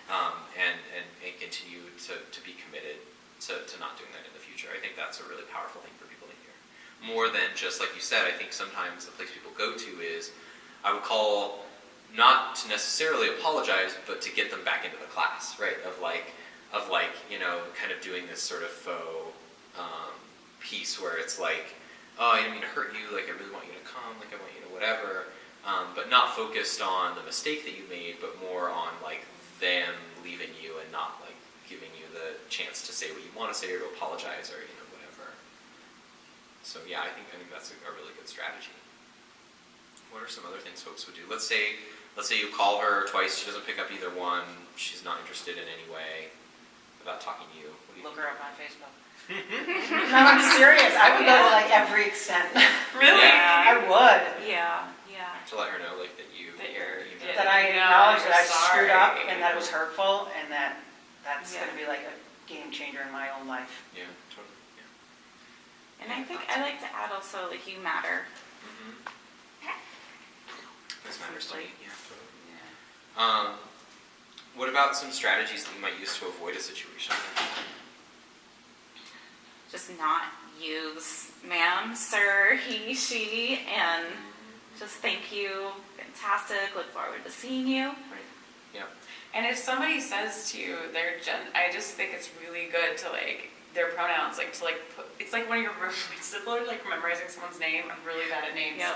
And I'll just look at their face and I'll like say their name over and over in my head. And like, I feel like that's sometimes a practice for me internally is I'm just like, okay, don't like, I just have to try extra hard sometimes and like really make that effort, write it down, whatever it is.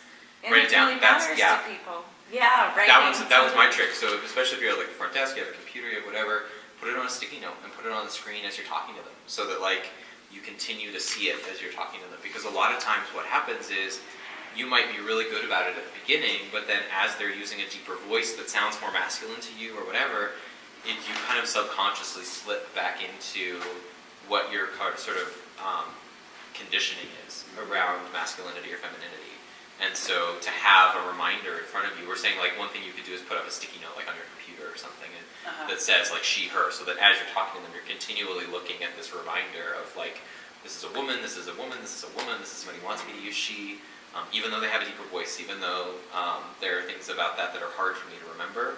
I think sometimes people get focused, again, not in a malicious way, but just because humans are naturally self-centered, on our own feelings about like, that's uncomfortable for me, that's hard for me, and those are all valid feelings, but in those moments I like to remind myself of like, yes, it is difficult to use they, them pronouns, it's difficult to do some of these other things, but nothing will ever be as difficult as navigating a world that was never built for you, as navigating a world where you're constantly running up against barriers all the time, of having to defend your pronoun to everybody all the time, right? Nothing that I have to do as an ally will ever be that difficult, and so one of the things that we can do as allies is take up some of that labor and say like, it's my responsibility to educate myself about these things, it's my responsibility to know more about these things, so that they're not the ones having to do all the work all the time. I know something you mentioned about like, I don't want somebody to have to do all that work because it's really difficult and they might be exhausted and they might have to do it all the time in every place in their life. And so to give somebody a reprieve from that and know like, I see it as my responsibility to do some of that work too, can be really meaningful. Okay, is there anything else people want to say on the first scenario?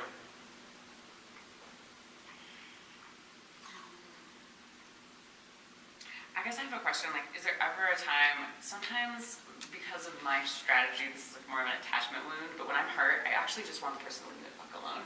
So like how far, I mean, because when you're saying like, well then I'd go on Facebook, and at some point is it like just fuck off, and that's my right too? I mean, for me, that's my strategy. Sometimes when I'm hurt, I'm like, I don't want you to come near me. Right. But that's my own defense, you know? So I just wonder how long or how many steps you take Or before like you 10 respect the minutes. person's boundary. Yeah, I You're think like, no, the person Right. just is not going to acknowledge me, and that's okay too. On this I think if level. you gave them, one call or one email or one something and kind of tried to connect and they weren't interested in connecting with you around it, then just trust that like, I made a mistake, I lost this person, and I'll do better about it in the future. Yeah. And I also think when you do, if you want to like, say they didn't answer, or there was no caller ID or something, and you look them up on Facebook and there's a place to leave a note, or you can get their address because you took their credit card, it's like, you're not looking for a response. Like, you don't have to now gratify me that I did it. Right. This is just like, I fucked up. Yeah. I'm going to change my behavior. Right. Yeah. Here's the letter. That's Right. it. Yeah. It's not like, It's not like you're doing it. It's not to try and rope nothing the bad. Feels Like, thanks for doing that for me. There's no, like, Right. Yeah. back and Yeah. forth. Yeah. And a lot of That's times I think different, people yeah. expect that and expect that sort of like groveling, sort of like, oh my God, thank you so much, I can, whatever. And like the reality is like, sometimes that's not what the person is going to give you, and that's okay. And they don't need to. Yeah. Because again, And it's then like putting it back, what's making it your like it's all reason? about me. Now I fixed it. How you make me feel better. Right, And right, it's not. right. Totally, that's a Oh great my observation. Gosh. Yeah. Okay, so let's move on to the second one. Does someone want to read that one?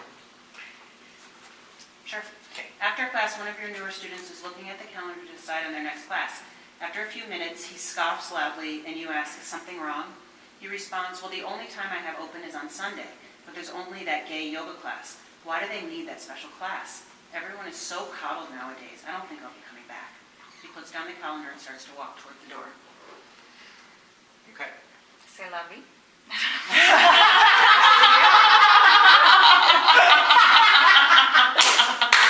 potentially that maybe this isn't the right space for them. Maybe, Right. Yeah. I can hear you saying that loud and clear.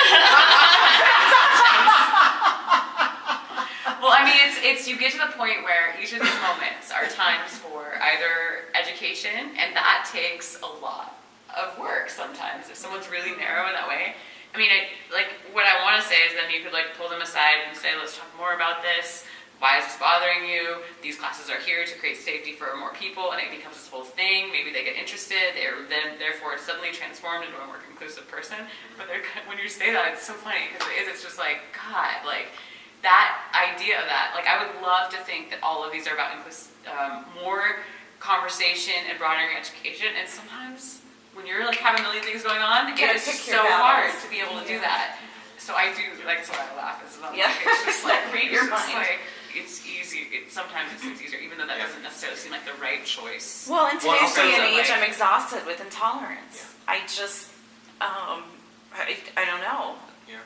And I also too want to say that I think there's a privilege in being able to respond that way, right? Like being able to turn it off, being able to turn that person away and not think about it again, being able to sort of say like, because there are people who don't get the opportunity to do that. There are people who, whether they like it or not, they are doing that daily education all the time. And That's a so, good point. I think, again, thinking about allies and like what do we have the power to do, having the power to ignore something is a really huge power. There are times in my life where I don't have the energy to intervene and I don't have the energy to educate, but I do because I know either that I have to or I know for my own safety I have to. And so I think that initial drive is really strong, and I think there might be times where you're like, I'm going to do more harm than good if I try to jump in right now, and so I just am not in a space to do it. But by the same token, I think what are some things? Maybe let's say it's a little less hostile than it's laid out in the scenario. But like, what are some ways that you would maybe justify having that class here, or that you would explain why it's important to have that class here? I think it goes back to what you're saying about safety of like, this is a class that's specifically designed for people that might not feel safe in a regular yoga class at the studio. This is a space for safety, and it's too bad you should join. I don't know. And the other Why thing don't too you is saying check like, it out? this is open to allies, right? This is Like, open if to you- ally. Yeah. but, If you want to come and join that space, there's nothing telling you that person you doesn't can't. sound like an ally though, right? Like, just like, why is this here? I mean, it's so. And that's I something don't that I run know. into in Boulder a lot, is, we don't have a gay bar here, for example, and people will say like, well, we don't need a gay bar, every bar is safe for gays, and I'm like, not really, that's not my experience. I was queer bashed outside of Lazy Dog, I've queer bashed outside of like on Pearl Street before, I've been like, been called things, been called tranny, been called shit, like I get that shit here, and like that happens to people here, it happens to people everywhere, and so I think sometimes there's this assumption or this sort of like privileged pushback of like, why do they need their own special space? Like, I don't get my own special space, and it's like, well, you do. It's called the world, and you have it. And it's your daily existence is that you live in a safe space for your identity. And so, like you said, people might not, like the people who need that class like that might not feel safe in any other class, especially. Transgender people or other people who have sort of body differences that might be uncomfortable to be or justify themselves in a regular class with. It can be really complicated. And so, I think staying rooted again in safety and saying like, we try to create lots of different spaces and lots of different classes, and I'm sorry that that's the only one that works for you, and I hope we find a better solution, but the reality is like there are people who need that space and who come because it exists, and it's important for us to support that, I guess. Thoughts on? Yeah, just kind of the same thing. Just like the stating who you are and who Alchemy is, and we offer all kinds of class, and this is specifically for people that might not feel safe in some of our other classes. And then also being like, but thanks for letting me know you'd like to have a yoga class on Sundays. Yeah. Take note of it. I like to know what our clients like. Finding a way to I love that. Being able to so much experience. Being able to reform that and sort of shift it back. Yeah, totally. Because I feel like when you can shift it back and not, especially for someone who already has this feeling, they're like, they all of a sudden think of you as someone, maybe not in that moment, they'll be like, this might be someone who I can ask about something I'm uncomfortable about That's lately, true. which is like that baby step into the That's world so that you want them to go into. Yep. And the other You thing know? too is you never know. Sometimes as someone who does a lot of like social change and somebody who really wants to see a lot of change in the world, I think that you have to be okay with the fact that you might not see the fruits of your labor. Like you might plant seeds for somebody that don't sprout for 10 years, but the reality is like each of those moments where you're challenging their paradigm and where you're getting them to think about things in a way that they might not have thought about them before, the initial reaction might be violent or negative or aggressive or whatever, but to stay rooted in the fact that like somebody who's reacting like that is reacting like that because they're hurt, because they're afraid, because they feel stupid, because they don't know enough, because of all of these other things that you don't have control over. Right. And so to just trust that by intervening, you might be helping, even if in the initial moment it doesn't feel like that. And know that Yeah, you're and like believing in people that like they might freak out in the moment, but they might actually think about it, and things might just shift. And also just like the throwing love at people constantly. Yeah. One of my favorite ways to mess people up is like if they say something like really, really shitty, like, I hope you fall asleep thinking about how much that hurt me tonight. Oh my gosh. Wow. Yeah. Because then when they're in that moment and they're with their own thoughts and they have nothing else to be thinking about, like they'll think about it. Yeah. Even if it's just for a fraction of a second, and it might be the thing that creates That's like powerful. change in themselves. Yeah. Because there are arguments you can't win. There are things where people are just in a space where they're not ever going to think about that or consider that or really like, be in a spot where they really want to change. And so just getting them to think about how their lack of change is hurting you can be really, really powerful. Yeah, and I think this is an example of which for some reason, I can't imagine this happening at me, but there is an example really similar to this that did happen, where I had a really regular in my burlesque class. It was right before we put on the fundraising show. She was like, I just don't believe in the cause. Stop coming to burlesque. Still comes to Alchemy, it goes to everybody else's class. And I just was like, well, okay. Didn't do anything. I was like, fuck you, kind of. Was like my attitude exactly. So I do see when you guys are like, Jenna would do something like that. I'm like, damn it. I mean it as a positive. But I was like, it is a positive, but it's also like now I'm like reflecting. I'm like, I see this person all the time. She really attempts to be friendly towards me, but I can feel, I'm like, you stop coming to my class after this. I put on a fundraiser show. I'm like, so interesting. Like, that's such a good opportunity. And still now, for me to work on a baby step of education, like without really even knowing it, but that actually is that doorway, and that is what really makes a difference in the long run. Like I think rejecting people for their beliefs isn't always the way. And also, as far as like the question of what could you do, could you have done proactively, is you're doing your burlesque show, you're like, and now I want to just announce that we're going to be doing this fundraiser for Out Boulder and da-da-da-da-da, so that's what it is. Yeah. But instead saying, these are the reasons why I want to do it for Out Boulder. Yeah. And this is why we think it's going to make a difference. Yeah. And we're so badass, we think we're going to raise a lot of money. But, Yeah. Yeah. Right. Definitely. Yeah. Yeah. I think that's cool. Those are also great. Okay. Do you wanna read the third one for us? I sure will. Before class, 3 women are hanging out in the front room of Alchemy. One of the women isn't staying for the class, but before she leaves, she kisses the other 2 women and says, I love you both. Oh, the other woman. No, the other 2 women is what I meant. Yeah, well, I read it that way. I know, and then I messed it up. Okay, so she's not staying. Before she leaves, she kisses the other 2 women and says, I love you both so much, have fun.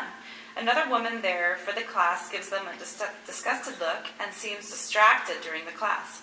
Afterward, the 3rd woman comes back to pick up the other 2, and as they go in to kiss, the uncomfortable class member says, ugh, gross. Keep your nasty shit to yourselves at home, perverts. Families come here. The 3 women look upset but don't say anything as they turn around to leave. Man. Rough. I mean, I feel like more realistically in this space, it would be like not to apply to this, but it could be as extreme as like, this is a family place. Yeah.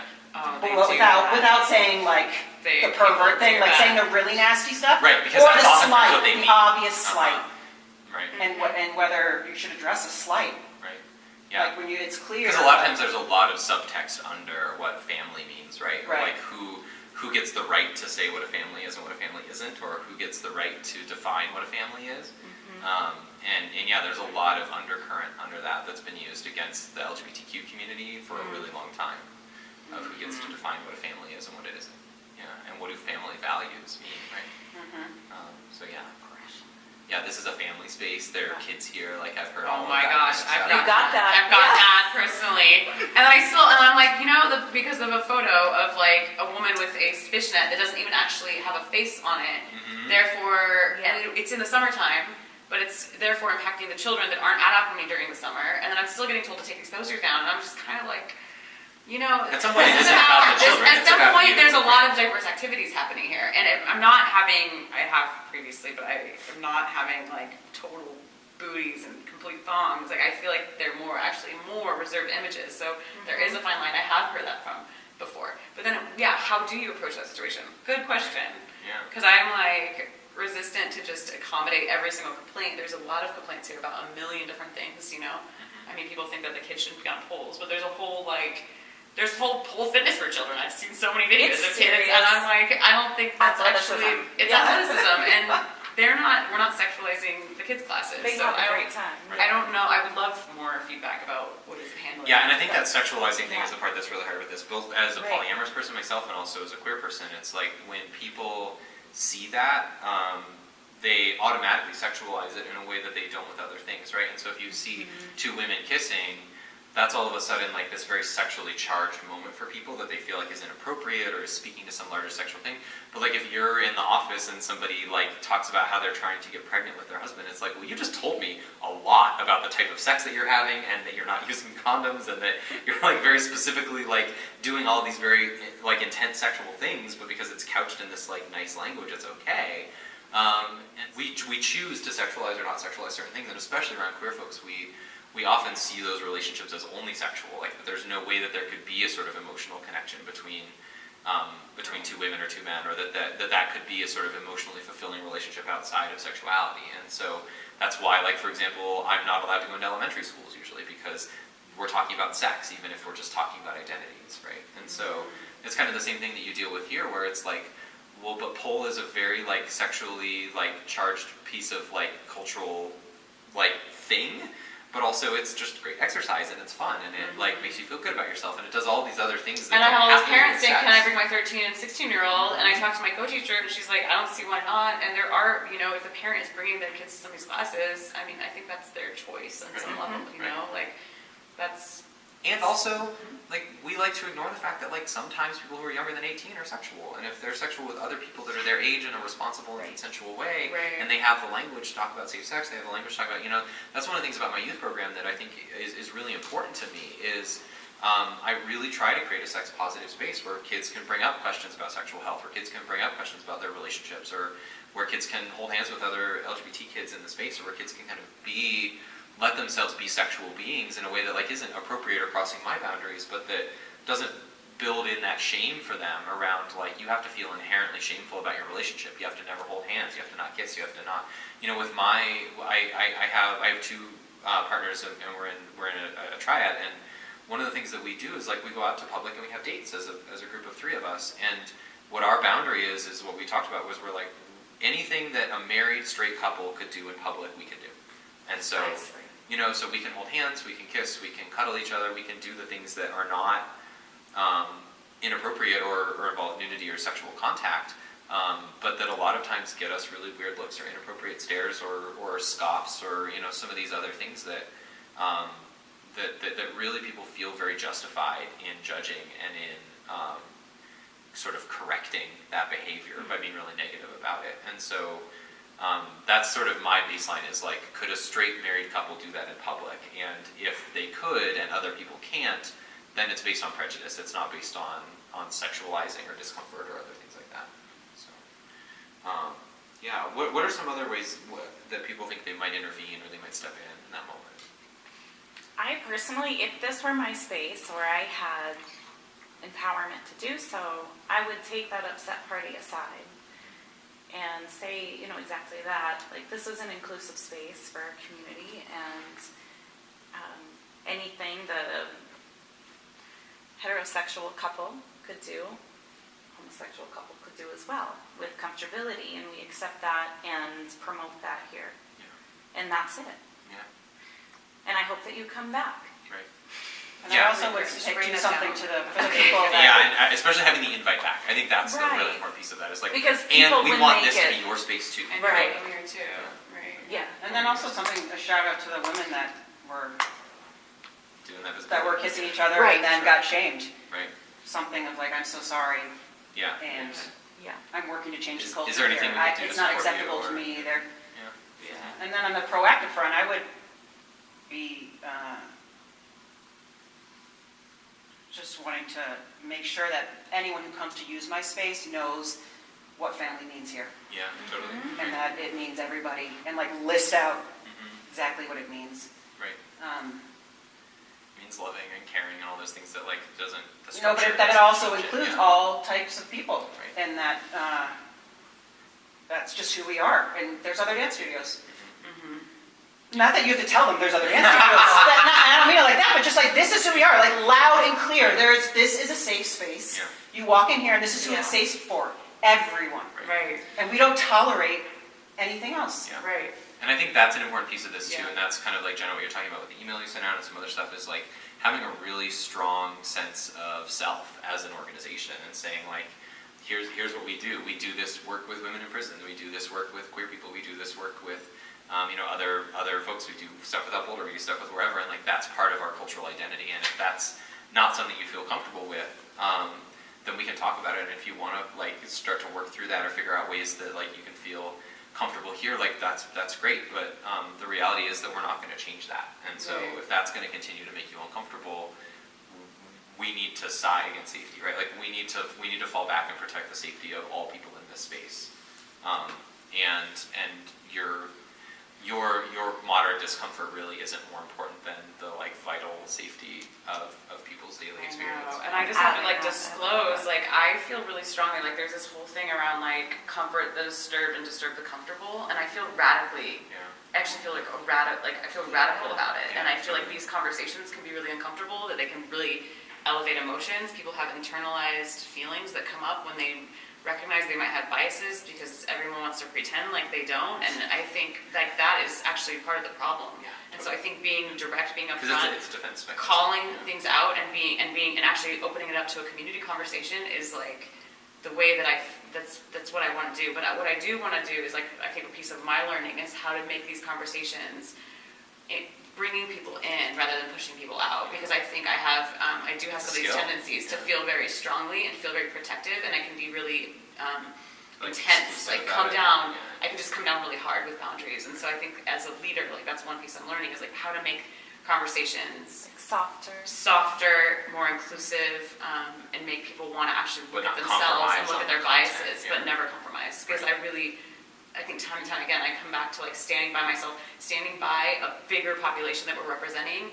standing by the reality that we're in a global situation that is so dangerous and so destructive, and more so all the time I'm realizing, like I keep making these assumptions that we're finally in a safe place, that this thing that happened in Orlando would never actually happen. Right. I never in a million years Yeah. would have thought that we're in a day and time where something like that would actually happen. Yeah. And then not even to get into race, which is going to be a whole nother conversation. We're going to have another video series next month, but some of the acts of violence against African American men it's really, really upsetting. So I think sometimes I look at it, like my anger stems from a global situation that is so out of whack that I can be really not as aware of like the data, like I need to be a little bit softer for sure. Yeah, it's so And That's a charged. practice. It's so charged for me. It's charged in Yeah. everyone, I think, in some level. Yeah. So you say something charged, and I've also sat in a lot of really uncomfortable. So my threshold of uncomfort, I'm like, oh, you're uncomfortable? Good. You should be. Right? That's what should happen. Right. Well, That's the only way because- change happens. And I'm like, I can handle a lot of discomfort because I've been in so many conversations about race, like Right. such heated, where I thought my skin was burning from the inside out, and I felt silenced because I felt like I'm a white fucking privileged bitch. Who the fuck do I have to say here? Right. And I sat, and it's so intense, Sit you with know. that discomfort. But I sit with that discomfort because I think that's actually the medicine, is like being in that space of like it's not always going to be easy, it's not always going to be comfortable, it's not always going to be placating, it's not about us all being sisters and nice to each other. It's actually about us like confronting the issue, dealing with it directly, and solving and resolving it and moving on. Like that's Because It some of is, the, like, but it's offering yeah. baby steps to people. baby steps. Yeah. But the thing too Yeah. is like, especially about that sitting with discomfort piece, is like you, when you're sitting in that moment, are given a gift. Like you're given just a tiny window into the daily discomfort and fear that people who are Black in this country face, that people who are Latino in this country face, that people who are trans and queer in this country face. That like our daily existence is fear. Our daily existence is ostracization, is being pushed out of spaces, is being uncomfortable, is having to constantly defend ourselves. And so like letting yourself sit with that and not and not going to the defensive place or not going to the aggressive Or place. just make it better, all that, like, let's put a Band-Aid on a festering wound. I'm not interested, actually, so, Yeah. yeah. And yeah, that discomfort is learning. Obviously, I've got some feelings. Oh, that's my brother. We're just finishing up a meeting, Devin will be out in a second. Yeah, and I think the other thing that's important about that too is to realize that for a lot of people, especially a lot of people who have a lot of privilege, who have racial privilege as white people who have class privilege to have the money to solve any problem that happens in their life, even if it might cause them hardship to solve it, they at least have the access to do it, right? Or can get a loan, or can have parents that help them, or whatever other things. A lot of times people who have that privilege, discomfort and lack of safety are the same thing to them. And so when they feel uncomfortable, when they go into a neighborhood that's majority Black or majority Latino, or when they're in a space where it's majority queer people, that they are the only, or maybe one of the only people who aren't, or that sort of thing, a lot of times that discomfort gets projected as actual fear for self, when it isn't. And so sometimes people feel really justified by doing really drastic things in those spaces to protect their discomfort or to alleviate that discomfort because they're so used to not feeling it, that they can kind of collapse that into lack of safety as well. And the reality is, once you start to talk to people who do deal with a regular lack of safety every day, you realize what a privilege it is to not have to experience that and to only have to have it in those moments where it's pointed out to you that you have that privilege. So, yeah. That's a really good ending point, I think. Thank you. Thank you so much, Sarah. We love you. Thank I'm you. so glad I got it in person. Yeah, I know, right? Right? Me too. So juicy.